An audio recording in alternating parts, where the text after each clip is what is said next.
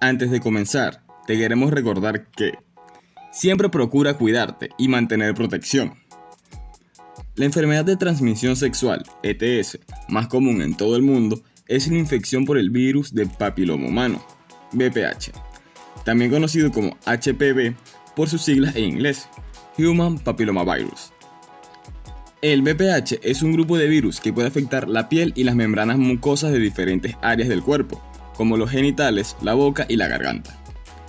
Existen más de 200 tipos de VPH, y muchos de ellos se transmiten principalmente a través del contacto sexual. Pero, sífilis, ¿igual o peor? Veamos un poco de su historia. Hola queridos y apasionados locos del amor. Comencemos con un nuevo video. Pero recuerda quedarte hasta el final para descubrir el dato curioso de hoy. Recuerda suscribirte y activar la campanita de notificaciones. Ahora sí, vamos a ello.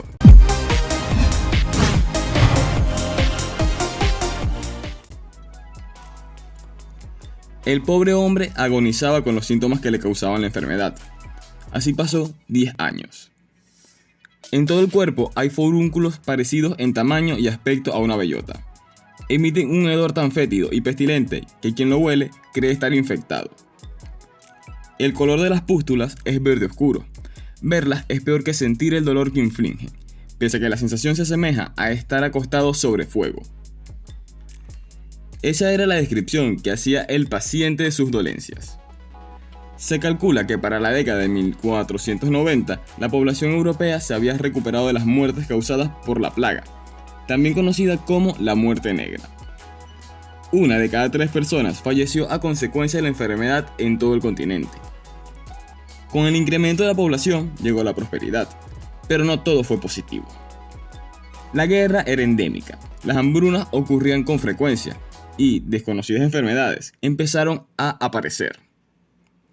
A principios de 1495, el rey francés Carlos VIII invadió Nápoles tratando de reivindicar su derecho a ese reino, pero las tropas empezaron a contagiarse con una nueva dolencia. Nadie había visto nada similar. Los doctores de la época no encontraban ninguna referencia en libros médicos antiguos. Preocupó a la población tanto como lo hizo el VIH cuando fue descubierto en la década de los 80 del siglo pasado. Tenía una similitud con esa enfermedad. Se transmitía a través del contacto sexual. Se trataba de la sífilis. Pero oye, ¿escuchas eso? Tic-tac, es hora del dato curioso. ¿Sabías que la sífilis, una enfermedad de transmisión sexual causada por la bacteria Treponema pallidum, puede aumentar el riesgo de adquirir el VIH virus de la inmunodeficiencia humana? Las úlceras abiertas o la llaga que se desarrollan en las etapas tempranas de la sífilis pueden proporcionar una vía de entrada más fácil para el VIH si hay exposición al virus durante el contacto sexual. Además, la sífilis puede causar úlceras en la boca y los genitales, lo que aumenta la probabilidad de transmisión del VIH si se tiene sexo sin protección con una persona infectada por el VIH. Por lo tanto, es importante no solo prevenir y tratar la sífilis, sino también tomar precauciones adicionales, como el uso de condones, para reducir el riesgo de infección por VIH, especialmente en comunidades en las que ambas enfermedades son prevalentes. Esto destaca la importancia de la educación sexual y la conciencia sobre la prevención de las ETS y el VIH. ¿Sabías algo de esto? Déjanos en los comentarios si conocías esto. Y con este dato, continuemos. La gente estaba aterrorizada porque se propagó con gran rapidez. Llegó a Escocia, Hungría y Rusia. A excepción de los ancianos y los niños, todos corrían el riesgo de contagiarse. Se encontraba en el burdel, pero también en el castillo. Se cree que los reyes Francisco I y Enrique III de Francia, así como el emperador Carlos V, padecieron la enfermedad. Se piensa que tampoco escaparon del contagio los monjes ni los clérigos. No importaba la jerarquía, cardenales, obispos e incluso los papas Alejandro VI y Julio II la sufrieron. La velocidad con la que se propagó revela mucho acerca de los hábitos sexuales de la sociedad en esa época. Los franceses, por supuesto, la llamaban la enfermedad napolitana, pero el resto se refería a ella como la dolencia francesa. Inicialmente no tenía un nombre técnico. Al final, un médico francés sugirió referirse a ella como la enfermedad venérea, porque en ese entonces se consideraba que su causa principal era el acto del amor, el cual, A su vez, se vinculaba con la diosa Venus. La epidemia causada por la sífilis era distinta a las vistas con anterioridad. No se concentraba en una zona en particular ni se relacionaba con la estación del año. Todos corrían el riesgo de enfermarse, y una vez que eso ocurría, parecía que la persona nunca se recuperaba. No había ningún lugar al que se pudiera escapar para salvarse. Si el tormento era difícil de llevar en el día, en la noche era peor. Quienes la padecían gritaban continuamente debido al dolor que se sentía en los huesos. ¿Cuál era la causa de la enfermedad? Se pensó que era un castigo de Dios por los pecados cometidos por la sociedad. Así que el primer paso para lidiar con la misma era arrepentirse y rezar por la protección divina. Dios, sin embargo, enviaba señales a través de otros medios. Los astrólogos de la época afirmaban que lo ocurrido tenía relación con 2 eclipses de Sol y la confluencia de Saturno y Marte. Las lluvias que cayeron en el año en todos los países fueron tan copiosas que la tierra se contaminó con el agua estancada. No era de extrañar que la enfermedad se hubiera presentado, afirmaba un profesor de medicina de la época. La conjunción de las estrellas contaminó el clima, lo que a su vez causó una podredumbre venenosa en el aire. La consecuencia fue la putrefacción del cuerpo humano. Se creía que el mercurio era el remedio para la sífilis. Era común utilizarlo para tratar problemas de la piel en esa época, y ese fue el tratamiento que se les recomendó al soldado alemán: respirar el gas del mercurio caliente.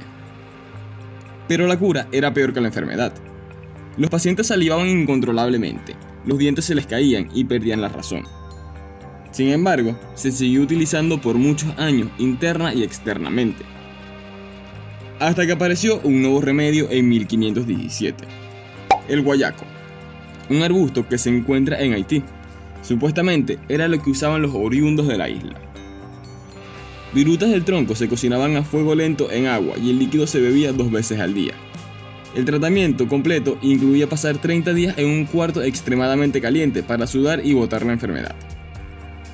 En esa misma época se estableció una relación entre la sífilis y el castigo divino por un pecado personal y no colectivo. La persona se contagió por haberse involucrado en una relación sexual ilícita.